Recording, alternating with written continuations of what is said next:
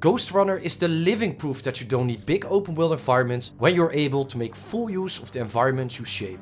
Oh, I was ready to grind this game all night, lock the door, swallow the key and call in sick at places I don't even work. Because, oh boy, they did it again!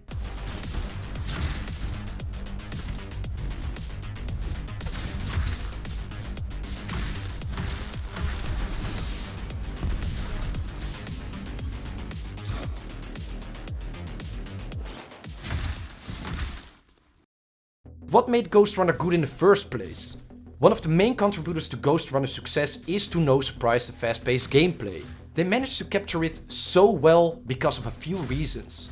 Obviously, for a big part it's because of the fast movement and engaging combat, but when you die in just one hit and respawn just as fast, you're never taken out of the action loop. The difficulty forces you to make full creative use of the smart designed surroundings and skills and master your movement to get the job done. Wrap it all together with some nice coloring and a cyberpunk-like theme and you get Ghostrunner. So how much better is Ghostrunner 2 exactly? Let's take a look at the movement first.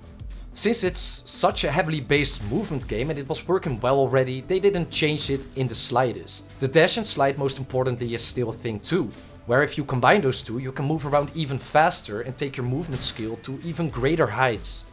I can only imagine the outrage and loss of speedrun opportunity if they had removed that.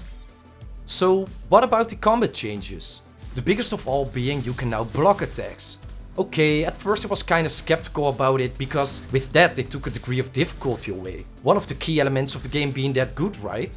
In the first game you had to have your timing right in order to parry or deflect bullets, and now the only use good timing has is getting some flashy kill animation unless you upgrade it. More on that later. But honestly, I don't mind. The game is still hard enough as it is and you'll find yourself in enough challenging situations where you are surrounded by enemies paying close attention to how you use your stamina. Because now, blocking shares stamina with dashing and sensory boost, so you have to use it wisely. However, for the close combat boss fights, blocking causes it to be more interesting and dynamic. The fights aren't just about getting your timing and dodges right until you are allowed to damage a boss. You still do those kind of things, but you can now lower those types of bosses' HP at any time, which makes the entire thing feel less pre-programmed. Another thing they changed is your abilities. Separated into ultimate and side abilities. The ultimate abilities work the same way as they always did in the first game, just a flashy way to get rid of some enemies with the only real purpose being landing some kills or making it a bit easier on yourself when you're struggling in an area. Nothing more, nothing less. Then there's the side abilities. We've got the Shuriken Toss that is now used to either kill or stun enemies, the Shadow ability which creates a hologram to taunt enemies and makes you invisible, and Tempest blows enemies away, incapacitating them for a bit. These abilities improve the game for a few reasons. As you can see, another touch they added to the combat experience are the side abilities having different effects, where you find yourself having to find different solutions to different problems. Also, another combat adjustment is that in some cases you can pull yourself towards an enemy. Think about it. If they have no effect variation at all, then it's just another flashy way to land some kills, and you might as well list them as ultimate abilities. But now that they all function in a different way, there's opportunity to enhance abilities even further to match your playstyle. The same goes for stamina that is used for different purposes, as mentioned before, and the freshly added blocking. Also, a very soothing change is you can now obtain combat points for the kills you make. It all adds up to improving combat variety even further. In other words, they were able to add more variables to their upgrade system. Variables that, if you use them in a smart combination, can turn into a whole different playstyle. But then again, all of it would be pointless if the upgrade system does not provide enough room and variables to play around with. So how about that upgrade system then? Whenever you kill an enemy, you'll get rewarded points, which you need in order to purchase upgrade chips, and each of those chips costs a certain amount of capacity to be placed on the motherboard. In order to get a higher capacity limit and more slots on the board to place your chips on, you need to upgrade your motherboard level. You do this by finding memory shards hidden throughout the map, or by completing a set of different time-challenging activities that you bump into occasionally. The first game worked with some sort of Tetris-based upgrade system, which worked well too, but offered less space to stack upgrades in. But you can see the second game offers way more slots to fill. The sword category enhances swordsmanship, system gives perks to make life easier and offers some motherboard and ultimate ability upgrades, traversals, dash and sensory boost related, flow is for combat point rewards, Shuriken, Tempest and Shadow are side ability related, and Rootkit offers some interesting big trade-offs. Upon placing a chip from one of the 8 categories onto your motherboard, you'll be locking that category to that row. But you can bypass it by picking the routing chip so anything can be placed anywhere regardless of the category. For some abilities there are ways to make them cost less stamina or energy. There are smaller ability enhancements you can pick that don't come at any cost. And there are bigger enhancements that will come at the cost of extra stamina, energy or ability specific uses. On top of that, chips that light up blue at the bottom will give you additional bonuses when you meet the additional placement requirements. Here I've got a few examples of those bigger enhancement traits. Maybe you want the Shuriken toss to electrify nearby enemies, but at an extra 50% energy cost.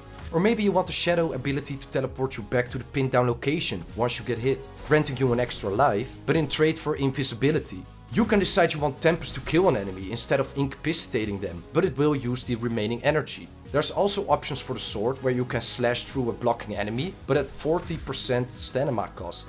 There are several interesting chip combinations that work really well together. And since I'm a fan of moving as fast as possible, here's an example of a combination I really like to play.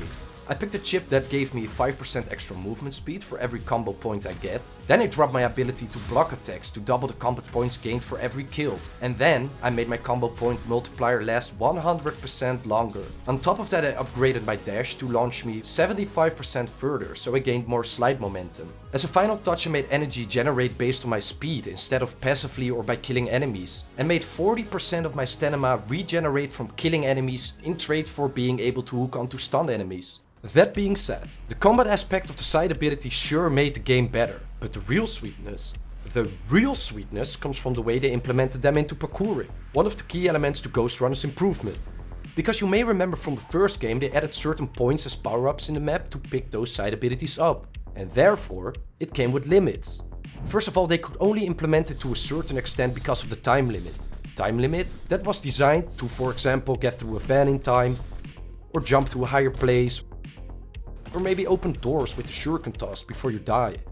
Second, you can't place too many of those power-ups in the map, because it will confuse the player on where to go and what to do. Something the developers don't want, because they want to keep the flow of gameplay going. But now that they added these abilities into your basic toolkit, they could expand on world building and add more creative ways to keep you busy while moving around. Because now, there's no limit to how much you can implement it. And implementing, they did. With the Shuriken toss you have the classic throws at the electrical cabinets that you have to time well in order to survive or progress. There's also these walls you have to hit while parkouring in order to create a grapple point in order to reach them, while the Shadow ability is used to create a hologram of yourself, used to pin yourself down at laser beams to, for example, unlock doors or maybe jump from wall to wall. And Tempest is used to push objects around, to either make way to move through somewhere, use it to jump to places so they get easy to reach, or push a zipline to a spot to bridge the gap.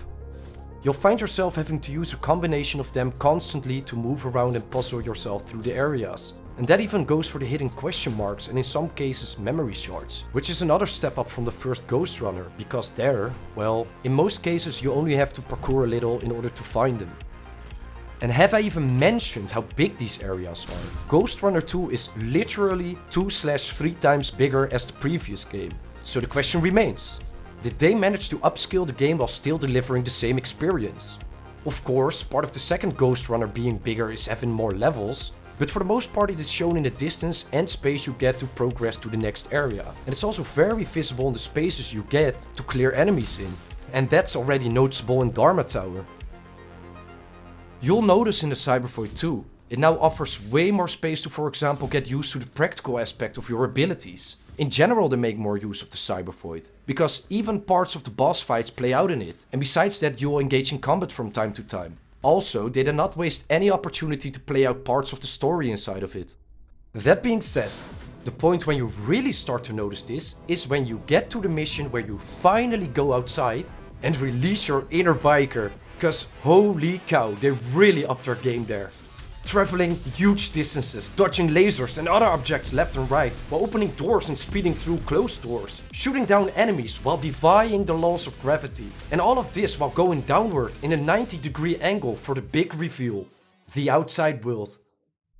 The introduction to the bike showed it all. The developers know what they are doing. Even when they introduce major new changes, they stick to their formula, which is keeping the player constantly engaged in the action, having to get creative about moving around while providing that sweet, fast gameplay, and also staying true to their area-to-area formula. A formula that you might end up compromising if you expand without keeping things in balance. And honestly, they did not compromise it one bit. This is shown especially after you step off your bike for the first time, because from this point on, you'll get thrown into a mix of everything you've learned done on a bigger scale. Traveling larger distances on your bike while dodging cars, jumping bridges, occasionally having to step off your bike and having to parkour around while slaying enemies to find a way to lift blockades so your bike can continue down the road. Or for example, having to move to different locations for one of your missions and end up climbing things such as this large tower in order to start hacking and clearing objectives in the cyber void. They even throw a bike boss fight into the mix where you have to fight this worm-like Decepticon. And it doesn't stop here. You'll get a wingsuit at the very end. The moment you leave your bike behind, you'll first get a reminder of how big these areas actually are, even when you move on foot. Then the next level, they introduce the wingsuit. It doesn't take a long time to get used to it, since it all flows naturally with the rest of the game. And knowing Ghostrunner, they created new ways to keep you busy, where you have to use fans to lift you up to reach platforms with enemies on them, and fly through tiny spaces while making use of your abilities. The adjustments in map design put you in situations during parkour where you use your wingsuit to extend your reach just enough to reach the next obstacle. Given an extra mechanic at the very end of the game seemed right. At the first stage of the game you get to see how they expanded everything inside of Dharma Tower. Then at the second stage they introduce the bike and give you a massive world to explore. So at the third stage of the game it only seemed right if it wasn't a step back. However, the only problem I see with the wingsuit isn't the parkouring part and level design, but it broke combat a bit, if you ask me. Where it became much easier to dodge any type of enemy, for example my arch nemesis. Hello there. Hello. As you can see, it got much easier to dodge enemies or work around their combat difficulties. But besides that, it was a lot of fun to fly around in a wingsuit and sure kept the last stage of the game interesting. All in all, Ghostrunner 2 has proven the developers are capable of upscaling their game and throwing in new mechanics while not compromising on their formula. So there's no doubt in my mind that somewhere in the future, when they release Ghostrunner 3, they will manage to top the second game again. Because in the first game you play inside of Dharma Tower, where in the second game you get a peek of what the outside world is like and what the developers are capable of shaping on a larger scale. And now that the Ghostrunner has decided to move out of the Dharma Tower for the third game to pursue his own path and find a different purpose, I can only imagine the awesome possibilities laid out for the next game. But hey, I gotta say, it was an absolute blast playing this game. And if you're a fan of this type of genre and haven't given it a try already, it is as fun as it looks and likely won't disappoint. Thanks for watching, peace!